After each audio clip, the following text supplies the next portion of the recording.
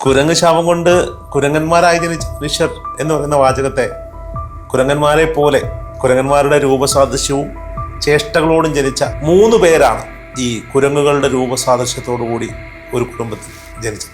ഓരോ വീടുകളിലും വന്നു കയറിയാൽ ഇവരെ ശകുനം കണ്ടാൽ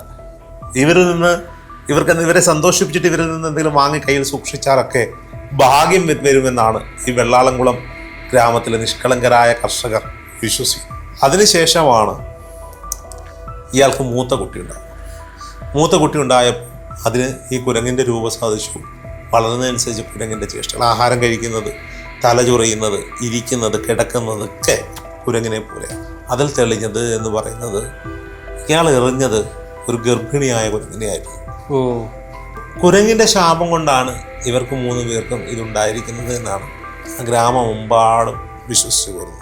നമ്മൾ ഈ വീഡിയോ ചെയ്തപ്പോൾ ഒരുപാട് പേര് കമൻറ്റ് ചെയ്തു, ഇത് ജനിതക വൈകല്യമാണ്, നിങ്ങൾ ഇതിനെ കുരങ്ങ് ശാപം എന്നും പറഞ്ഞ് പ്രോത്സാഹിപ്പിച്ചു. നമുക്കറിയാം ഇതൊരു ജനിതക വൈകല്യമാണ്. കുരങ്ങ് ശാപം കൊണ്ട് കുരങ്ങന്മാരായി ജനിച്ച 2-3 മനുഷ്യർ, അവരെ ആരാധിക്കുന്ന ഒരു ഗ്രാമം. എന്തായിരുന്നു ആ ഗ്രാമത്തിൽ പോയപ്പോൾ നിങ്ങൾ കണ്ട കാഴ്ച? കുരങ്ങ് ശാപം കൊണ്ട് കുരങ്ങന്മാരായി ജനിച്ച മനുഷ്യർ എന്ന് പറയുന്ന വാചകത്തെ കുരങ്ങന്മാരെ പോലെ കുരങ്ങന്മാരുടെ രൂപസാദൃശ്യവും ചേഷ്ടകളോടും ജനിച്ച 3 പേർ, അങ്ങനെ തിരുത്തി പറയുന്നതായിരിക്കും നല്ലത്. നോക്കൂ, ഈ വിശ്വാസങ്ങളും അന്ധവിശ്വാസങ്ങളും ഒക്കെ ചിലപ്പോൾ നല്ലതിന് വേണ്ടിയാകുന്നു എന്ന് കേട്ടിട്ടുണ്ട്. അത്തരത്തിലൊരു കാഴ്ചയാണ് അവിടെ കാണാൻ സാധിച്ചത്. തമിഴ്നാട്ടിലെ തിരുനെൽവേലി ടൗണിനോടടുത്ത് വെള്ളാളംകുളം എന്ന് പറയുന്ന ഒരു ഗ്രാമം, അവിടെയാണ് ഈ പറയപ്പെടുന്ന ആളുകൾ ജീവിച്ചിരിക്കുന്നത്. 3 പേരാണ് ഈ കുരങ്ങുകളുടെ രൂപസാദൃശ്യത്തോടു കൂടി ഒരു കുടുംബത്തിൽ ജനിച്ചത്.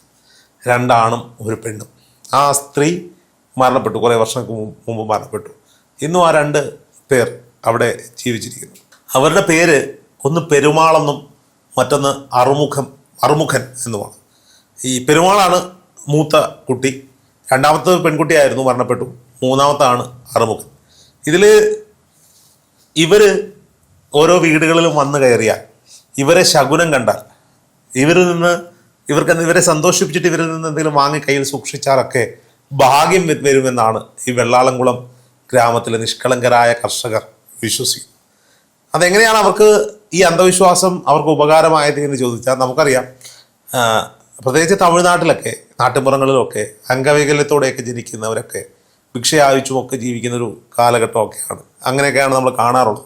പക്ഷെ ഇവർക്ക് ഈ ഭാഗ്യമുണ്ട്, അല്ലെങ്കിൽ വാനരശാപത്തോടു കൂടി ഇവർ ഹനുമാന്റെ അവതാരങ്ങളാണെന്നൊക്കെ വിശ്വസിക്കുന്നത് കൊണ്ട് തന്നെ ആ ഭക്തിയുടെ മറവിൽ ഇവർക്ക് വേണ്ടതെല്ലാം കൊടുത്ത് ഇവരെ സംരക്ഷിച്ചു പോരുന്ന ഒരു വലിയ ജനവിഭാഗമുണ്ട്. ഇവർക്ക് മറ്റു ഹനുമാന്റെ ആളുകളായിട്ടാണ് ഇവരെ ആരാധിക്കുന്നത്. അതെ, അവർക്ക് ആ ശാപം കിട്ടി അത് മറ്റുള്ളവർക്ക് അനുഗ്രഹമാണ് എന്ന വിശ്വാസമാണ് ആ ഗ്രാമത്തിലുള്ളവർക്ക് ഉള്ളത്.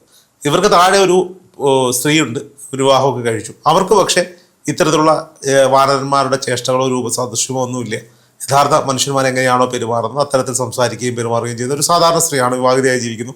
അവരുടെ സംരക്ഷയിലാണ് ഈ സഹോദരങ്ങൾ 2 പേരോട് ജീവിക്കുന്നത്. പക്ഷേ അവർക്ക് വേണ്ടതെല്ലാം ആ നാട് ചെയ്തു കൊടുക്കുന്നുണ്ട്. വളരെ അവിചാരിതമായിട്ടാണ് ആ ഗ്രാമത്തിലേക്ക് ഞാനും എന്നോടൊപ്പം നമ്മുടെ ക്യാമറമാൻ രോഹിത് ഉണ്ടായിരുന്നു, എൻ്റെ ഭാര്യ അഞ്ജലി ഉണ്ടായിരുന്നു. ഞങ്ങളെ അവിടെ കൊണ്ടുപോകുന്നത് സെൽവൻ എന്ന് പറയുന്ന തിരുവനന്തപുരത്തുള്ള ഒരു ചേട്ടനാണ്. സെൽവൻ ചേട്ടൻ ക്യാമറമാനാണ്, ബേസിക്കലി പല ചാനലുകളിൽ വർക്ക് ചെയ്തിട്ടുള്ള ആളാണ്. അപ്പോൾ ഒരു ശാന്തിയാണ്, ഈ ഒഴിവ് ശാന്തിയായിട്ടൊക്കെ തിരുവനന്തപുരത്ത് പല ക്ഷേത്രങ്ങളിൽ പോകുന്ന ആളാണ്. അപ്പം സെൽവൻ ചേട്ടനുമായിട്ടൊക്കെ പരിചയപ്പെട്ടതിന് ശേഷം സെൽവൻ ചേട്ടൻ ഇങ്ങനെ പറഞ്ഞു, രോഹിത്തെ, ആ ബാക്ക് മീഡിയയിൽ നിങ്ങൾക്ക് പറ്റിയ ഒരുപാട് സ്റ്റോറികൾ, പുള്ളിയുടെ കാര്യങ്ങൾ കണ്ട ഒരുപാട് കഥകളുണ്ട്, എവിടെയെങ്കിലുമൊക്കെ യാത്ര പോകുന്നെങ്കിൽ എന്നെയും വിളിച്ചാൽ അത്തരത്തിലുള്ള ആളുകളെയൊക്കെ പരിചയപ്പെടുത്തരാമെന്ന് പറഞ്ഞു. അങ്ങനെ അവിചാരിതമായി ഞങ്ങൾക്കൊരു യാത്ര പോകുന്നൊരു സാഹചര്യം എനിക്കും രോഹിത്തിനും വന്നുകയറുകയും അങ്ങനെ ഞങ്ങൾ സെൽവൻ ചേട്ടനെ വിളിച്ചിട്ട് പോവുകയാണ് ചെയ്തത്. അങ്ങനെ ഞങ്ങൾ തിരുനെൽവേലി റെയിൽവേ സ്റ്റേഷനിൽ നിന്ന് സെൽവൻ ചേട്ടൻ യാത്രയ്ക്ക് ഒരുപാട് സംഭവവികാസങ്ങളുണ്ട്, ഒരുപാട് ചുറ്റിക്കറങ്ങിയ, അതൊന്നും ഈ കഥയിൽ പറയേണ്ട കാര്യമില്ല. ഞങ്ങൾ ഈ വെള്ളാളംകുളം ഗ്രാമത്തിലേക്ക് ചെല്ലും. ഈ വെള്ളാളംകുളം ഗ്രാമത്തിൽ ചെന്നപ്പോൾ സെൽവൻ ചേട്ടനോട് പരിചയമുണ്ട്. സെൽവൻ ചേട്ടൻ ഇത് ഷൂട്ട് ചെയ്യാൻ 1-2 തവണ ഈ ഗ്രാമത്തിൽ പോയിട്ടുണ്ട്. കാർഷിക വൃത്തി ഉപജീവനമായി സ്വീകരിച്ചിട്ടുള്ള ഒരു വലിയ ഗ്രാമം. അവിടെ എല്ലാവരും കർഷകരാണ്, വയലിൽ പണിയെടുക്കുന്നവരാണ്, മാട് വളർത്തലൊക്കെയാണ് ഇവരുടെ വരുമാന മാർഗം. നമ്മുടെ ഒരു പക്ക ട്രഡീഷണൽ തമിഴ്നാട് ഗ്രാമം. വികസനത്തിന്റെ അല്ലെങ്കിൽ ആധുനികതയുടെ ഒന്നും, വികസനമുണ്ട്, റോഡുണ്ട്, വെള്ളമുണ്ട്, വൈദ്യുതി ഉണ്ട്, എല്ലാം ഉണ്ട്. ഒരു ഗ്രാമീണ അന്തരീക്ഷം, അനാവശ്യമായ വികസനങ്ങളൊന്നും കടന്നു വന്നിട്ടില്ല. ഇപ്പോഴും പഴയ അഗ്രഹാര തെരുവുകൾ അല്ലെങ്കിൽ തമിഴ്നാട്ടിലെ പഴയ തെരുവുകളെ പോലെയുള്ള വീടുകൾ, അവിടെയൊക്കെ മാറി വീടുകൾ. അപ്പോൾ പണ്ട് ഇവർക്ക് വീടൊന്നും ഉണ്ടായിരുന്നില്ല. ഇപ്പോൾ സർക്കാർ ഇവർക്ക് വീടൊക്കെ വെച്ച് കൊടുത്തിട്ടുണ്ട്. ഞങ്ങൾ അവിടെ ചെല്ലുമ്പോൾ തന്നെ കുറേ കുട്ടികളാണ് ഞങ്ങളെ വരവേറ്റത്. ഞങ്ങൾ ആ ഷൂട്ട് കഴിഞ്ഞ് തിരിച്ചു പോരുന്നിടം വരെ ഒരു 10ഓളം കുട്ടികൾ നമുക്കൊപ്പം ഉണ്ടായിരുന്നു. സാധാരണഗതിയിൽ തമിഴ്നാട്ടിൽ ഇത്തരത്തിലുള്ള ഗ്രാമങ്ങളിലൊക്കെ ചെന്ന് കഴിഞ്ഞാൽ ഈ കുട്ടികളൊക്കെ നമുക്ക് എന്തെങ്കിലുമൊക്കെ പറഞ്ഞു തന്നിട്ട് പൈസ ചോദിക്കുന്നൊരു പരിപാടിയുണ്ട്. പക്ഷേ ആ കുട്ടികളെല്ലാം സ്കൂളിൽ പോകുന്ന കുട്ടികളാണ്, നല്ല കുടുംബത്തിൽ വരുന്ന കുട്ടികളാണ്. അപ്പോൾ അതുകൊണ്ട് തന്നെ നല്ല കുടുംബത്തിൽ പറഞ്ഞ് തെറ്റിദ്ധരിക്കേണ്ട, നല്ല സംസ്കാരത്തിൽ വളരുന്ന കുട്ടികളാണ്. ഇവർക്ക് ഷൂട്ടെല്ലാം കഴിഞ്ഞിട്ട് ഞങ്ങളൊരു ഒരു കൂൾ ഡ്രിങ്ക്സ് ഓഫർ ചെയ്തപ്പോൾ പോലും ആ കുട്ടികൾ മടിച്ച് നിർബന്ധിച്ചിട്ടാണ് അവരെ കൊണ്ടത് കുടിപ്പിച്ചത് എന്നുള്ളതാണ്. അപ്പോൾ അവരെ സംബന്ധിച്ചിടത്തോളം അവർ ഗ്രാമത്തിലേക്ക് ഒരു ചാനലുകാർ കടന്നു ചെല്ലുക എന്നുള്ളൊരു സന്തോഷമാണ് നമുക്ക് കാണുന്നത്. ഇനി ഇവരിലേക്ക് വരാം.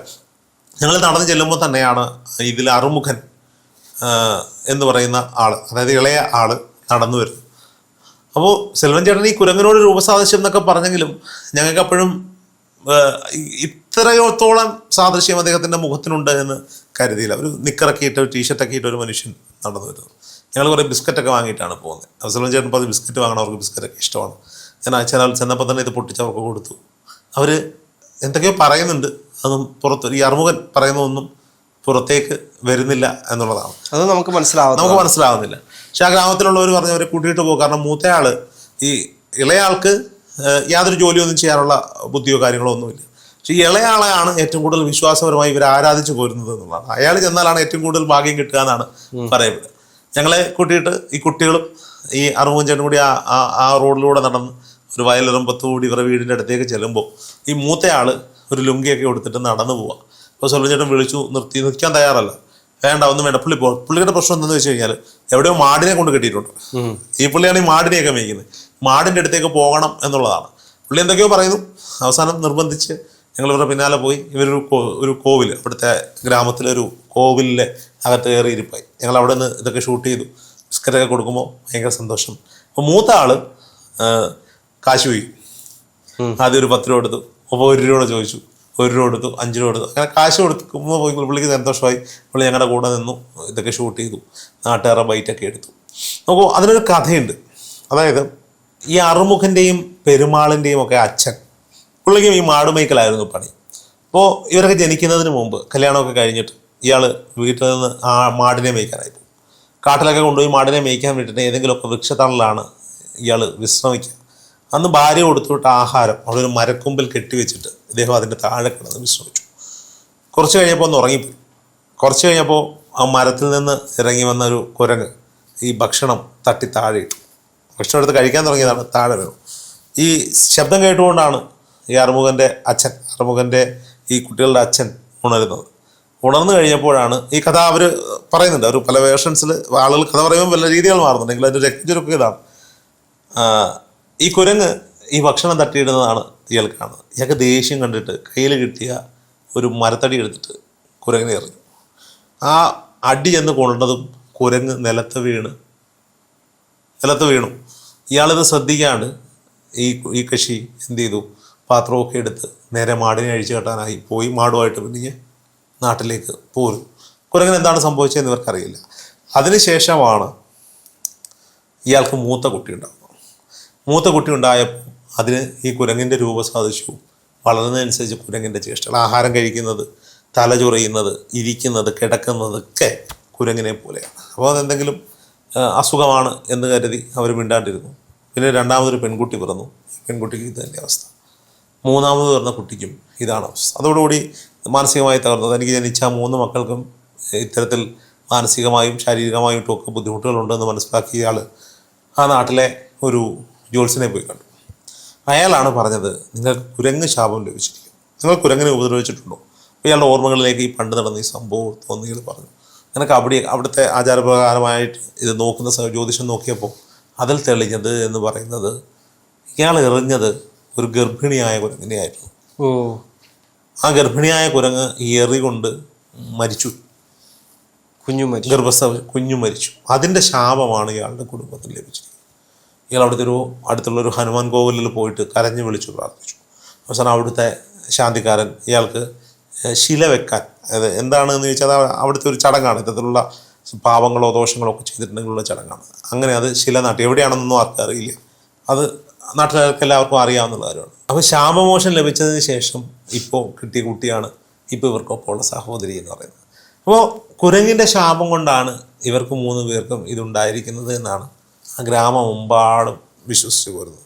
നമ്മൾ ഈ വീഡിയോ ചെയ്തപ്പോൾ ഒരുപാട് പേര് കമൻറ്റ് ചെയ്തു, ഇത് ജനിതക വൈകല്യമാണ്, നിങ്ങൾ ഇതിനെ കുരങ്ങ് ശാപം എന്നും പറഞ്ഞ് പ്രോത്സാഹിപ്പിക്കും. നമുക്കറിയാം ഇതൊരു ജനിതക വൈകല്യമാണ്, അതൊരു ശാപമോ ഒന്നും ആയിരിക്കാം. ചിലപ്പോൾ ദോഷങ്ങളൊക്കെ വിശ്വസിക്കാമെങ്കിൽ ചിലപ്പോൾ ഉണ്ടാവും, ഇല്ല എന്ന് പറയാൻ പറ്റില്ല. പക്ഷെ അതൊരു ജനിതക വൈകല്യമാകാം. പക്ഷെ അങ്ങനെയാണെങ്കിൽ എൻ്റെ ചോദ്യം, പിന്നെ എങ്ങനെയാണ് ഇയാൾ ഈ കർമ്മങ്ങളൊക്കെ ചെയ്തതിന് ശേഷം 4ാമത്തെ കുട്ടിക്ക് ഒരു കുഴപ്പമില്ലാതെ പിറന്നത് എന്നൊരു ചോദ്യമുണ്ട്. മേ ബി അതും സയൻസ് കൊണ്ട് എക്സ്പ്ലെയിൻ ചെയ്യുമ്പോൾ പല കാര്യങ്ങൾ പറയാനുണ്ടാകും, അതവിടെ നിൽക്കട്ടെ. പക്ഷേ ഈ കുരങ്ങു ശാപം എന്ന് പറയുന്ന ഈ കഥ, അത് റിയൽ കഥയാകട്ടെ കെട്ടുകഥയാകട്ടെ, ആ കഥ അംഗവൈകല്യമുള്ള മാനസിക വെല്ലുവിളി നേരിടുന്ന ഈ 2 പേർക്ക് അനുഗ്രഹമായി മാറിയ ഒരു കഥയാണ് തമിഴ്നാട്ടിൽ നമുക്ക് കാണാൻ സാധിച്ചത്. ആ നാട് ഇവർ നടന്നു വരുമ്പോൾ ഇവർക്ക് സ്വന്തം മക്കളോടുള്ള, ആ നാട്ടിലെ അമ്മമാർക്ക്, പ്രായമായവർക്കൊക്കെ മക്കളോട് കാണിക്കുന്ന വാത്സല്യമുണ്ട്, ഭഗവാനോട് കാണിക്കുന്ന ഭക്തിയുണ്ട്, സ്നേഹമുണ്ട്, കെയറിങ് ഉണ്ട്, എല്ലാം ഇവർ 2 പേരോടും ഉണ്ട് എന്നുള്ളതാണ് വലിയൊരു കാര്യമാണ്. അതെ, ആ സഹോദരി ജോലിക്ക് പോയാലും ഇവരുടെ കാര്യങ്ങൾ നോക്കാൻ അവിടെ ഇടിയ. അപ്പോൾ അവിടെ ഒരു പാട്ടിയമ്മയുടെ അടുത്ത് പോയി, ഒരു പഴയ നമ്മൾ സിനിമയിലൊക്കെ കാണുന്ന ഒരു വീട്ടിൽ ചെന്നപ്പോൾ അവർ ഇവർക്ക് വെള്ളമൊക്കെ കൊടുത്ത്, ഞങ്ങൾക്ക് വെള്ളമൊക്കെ തന്നു, വലിയ സ്നേഹത്തിലാണ് പാട്ടിയമ്മ നല്ല സംസാരിക്കുന്നുണ്ട്. എല്ലാം കഴിഞ്ഞ് ഞാൻ ഇവർക്കൊരു പോകാൻ നേരം, ഞാൻ പലപ്പോഴായിട്ട് ഈ 10 രൂപ 20 രൂപ വെച്ച് 2 രൂപയും കൊടുത്തിട്ട് 10-100 രൂപയെ അല്ലാതെ പെങ്ങളുടെ കയ്യിൽ കുറച്ച് പൈസയൊക്കെ കൊടുത്തിട്ടാണ് ഞങ്ങൾ വന്നത്. അവരവിടെ ഉണ്ടായിരുന്നില്ല, വിളിച്ച് പറഞ്ഞിട്ട് ഗൂഗിൾ പേയിൽ പൈസ ഇട്ട് കൊടുത്തു, കുറച്ച് പൈസ. അത് വേറെ ഒന്നുമല്ല, അവർക്ക് ആഹാരം കഴിക്കാൻ കുറച്ച് പൈസ ഉള്ള രീതിയിൽ. അപ്പം ഞാൻ ഇപ്പോൾ പോകാൻ നേരം പാട്ടിയമ്മ, ഞാൻ ഇവർക്ക് സന്തോഷം 50 രൂപ കയ്യിലേക്ക് വെച്ച് കൊടുത്തപ്പോൾ പാട്ടിയമ്മ പറഞ്ഞു, അവൻ്റെ കയ്യിലിരിക്കുന്ന 20 രൂപ ചോദിക്കും. എന്തിനാണെന്ന് ചോദിച്ചപ്പോൾ പറഞ്ഞു, അല്ലാതെ ചോദിച്ചു തരുമെങ്കിൽ വാങ്ങാൻ പറഞ്ഞു. ഞാൻ ചോദിച്ചു, ഞാൻ കൊടുത്ത പൈസ തന്നെയാണ്, എനിക്ക് ആ 20 രൂപ തന്നു. എന്ന് ഇത് പേഴ്സിൽ സൂക്ഷിച്ച് വെച്ചോളൂ, ഐശ്വര്യം വരും എന്ന് പറഞ്ഞു. അതിൻ്റെ പേഴ്സിൽ ഇരിപ്പുണ്ട്, അത് വിശ്വാസത്തിൻ്റെ ഭാഗമായിട്ടല്ല, അത് നമുക്ക് അങ്ങനെ കിട്ടിയ പൈസ ആയതുകൊണ്ട് അത് ഞാൻ പേഴ്സിൽ സൂക്ഷിച്ച് വെച്ചിട്ടുണ്ട് എന്നുള്ളതാണ്. അപ്പോൾ അന്ധവിശ്വാസങ്ങളും ദുരാചാരങ്ങളും എന്നൊക്കെ വിളിക്കുന്നത് ചിലർക്ക് അനുഗ്രഹമായി മാറുന്ന ഒരു കാഴ്ച അത് തമിഴ്നാട്ടിൽ നിന്ന് കാണാൻ സാധിച്ചു എന്നുള്ളതാണ്. ഇവർ കുരങ്ങ് ശാപം കൊണ്ട് കുരങ്ങായി ജനിച്ചവർ, അവർ മനുഷ്യരാണ്, മനുഷ്യ കുഞ്ഞുങ്ങൾ തന്നെയാണ്. അവർക്ക് കുറേ വൈകല്യങ്ങളുണ്ടായി, ഒരുപാട് കുറ്റപ്പെടുത്തൽ ഉണ്ടാവും. കാരണം കുരങ്ങിന്റെ രൂപത്തിൽ ജനിച്ചു എന്ന് കരുതി അതൊരു അംഗവൈകല്യമാണെന്ന് പറഞ്ഞു വരുന്ന ഒരുപാട് പേരുണ്ടാവും. അല്ലെങ്കിൽ അവരെ എന്തിനാണ് ഇങ്ങനെ ട്രീറ്റ് ചെയ്യുന്നതെന്ന് പറഞ്ഞു വരുന്ന ഒരുപാട് മനുഷ്യ സ്നേഹികളായിട്ടുള്ള ആളുകളൊക്കെ കാണും. പക്ഷേ അതുകൊണ്ടല്ല, ഇവർ ജീവിക്കുന്നത് നമ്മുടെ കേരളത്തിലൊക്കെ ആണെങ്കിൽ അവരെ ആരും നോക്കാതെ, അല്ലെങ്കിൽ ഒരു അപകർഷത. കേരളത്തിൽ പിന്നെയും നോക്കും, കേരളത്തിൽ പിന്നെയും ഇവരെ പുറം ലോകം കാണിക്കാതെ വീട്, അങ്ങനെയുള്ള എത്രയോ വീടുകളിൽ അല്ല, ചിലപ്പോൾ നമ്മൾ ഒരു റോഡിൽ കൂടെ പോകാൻ നിങ്ങൾ ഒരാൾ അവരെ കണ്ടു കഴിഞ്ഞാൽ അല്ലെങ്കിൽ ആ ഒരു രീതിയിൽ പലപ്പോഴും ആളുകൾ നോക്കുന്നത് നമുക്ക് കാണാൻ പറ്റും. അങ്ങനെയുള്ള എത്രയോ മനുഷ്യർ നമ്മുടെ സാമ്പത്തികമായി എന്തെങ്കിലുമൊക്കെ ഉള്ള വീട്ടിലാണ് ജനിക്കുന്നതെങ്കിൽ അടച്ചു കൂട്ടിയിട്ട്. അതെ. പക്ഷെ തമിഴ്നാട്ടിലാണെങ്കിൽ എന്ത് ചെയ്യും, അംഗവൈകല്യമുള്ള ഒരുപാട് പേര്, ഇപ്പോൾ കോയമ്പത്തൂരായാലും വിവിധ ടൗണുകളിലൂടെയൊക്കെ സഞ്ചരിക്കുമ്പോൾ, ചെന്നൈ ആയാലും അംഗവൈകല്യമുള്ള ഒരുപാട് പേര് റെയിൽവേ ട്രാക്കിലും ഫുട്പാത്തുകളിലും ഒക്കെ ഭിക്ഷയെടുക്കുന്ന കാഴ്ച നമ്മൾ കണ്ടിട്ടുണ്ട്. പൊതുവെ താരതമ്യേന തമിഴ്നാടിനെ സംബന്ധിച്ചിടത്തോളം നല്ല സാമ്പത്തിക സ്ഥിതിയിലുള്ള ഒരു വലിയ ജനക്കൂട്ടവും ഒട്ടുമില്ലാത്തൊരു വലിയ ജനക്കൂട്ടമുള്ള നാടാണ്. കേരളം പോലെയല്ല, കേരളത്തിൽ ഒട്ടുമില്ലാത്ത ആളുകൾക്ക് വളരെ തുലവും തുച്ഛമാണ് അതെ തമിഴ്നാടിനെ അപേക്ഷിച്ച് നോക്കുകയാണെങ്കിൽ. അപ്പോൾ സ്വാഭാവികമായിട്ടും അവരെ കൊണ്ട് ചെയ്യാൻ പറ്റുന്ന ജോലികളൊക്കെ മാടുവയ്ക്കലും കാര്യങ്ങളൊക്കെ ചെയ്യുന്നുണ്ട്. അതിനൊപ്പം തന്നെ ഇത്തരത്തിലൊക്കെ അല്ല, അവർക്ക് ഇതിൽ നിന്ന് കിട്ടുന്നൊരു ഭാഗ്യം എന്ന് വെച്ച് കഴിഞ്ഞാൽ മറ്റുള്ളവരെ ക്രൂരതയോടെ നോക്കാതെ, അല്ലെങ്കിൽ അടിക്കുകയും ഇടിക്കുകയും ചെയ്യാതെ അവരെ ദൈവത്തെ പോലെ സംരക്ഷിച്ചു പോകുമ്പോൾ അവർക്ക് കിട്ടുന്നൊരു കെയർ ഉണ്ട്, അല്ലെങ്കിൽ അവർക്ക് കിട്ടുന്ന ഒരു മാനസികമായിട്ടുള്ളൊരു ധൈര്യമുണ്ട്. അതാണ് ഇതിനകത്ത് ഏറ്റവും വലിയ വിശ്വാസമാണെങ്കിൽ. ഓരോ യാത്രകളും നമുക്ക് തരുന്ന ഓരോ ഊർജവും പുതിയ അറിവുകളും മനുഷ്യത്വപരമായ കഴിവുകളുമുണ്ട്. ചിലയിടത്ത് നമ്മൾ കളിയാക്കണം, ചില വാർത്ത കേട്ടിട്ട് എവിടെ പോയിട്ട് നമുക്ക് കളിയാക്കി വീഡിയോ എടുക്കാം എന്ന് വിചാരിച്ച് പോയാലും അവരെ സ്നേഹിച്ചിട്ട് തിരിച്ചു വരേണ്ടുന്ന ഒരു സാഹചര്യമുണ്ട്. അത്തരത്തിലൊരു കഥയുമായി അടുത്ത എപ്പിസോഡിൽ വീണ്ടും കാണാം.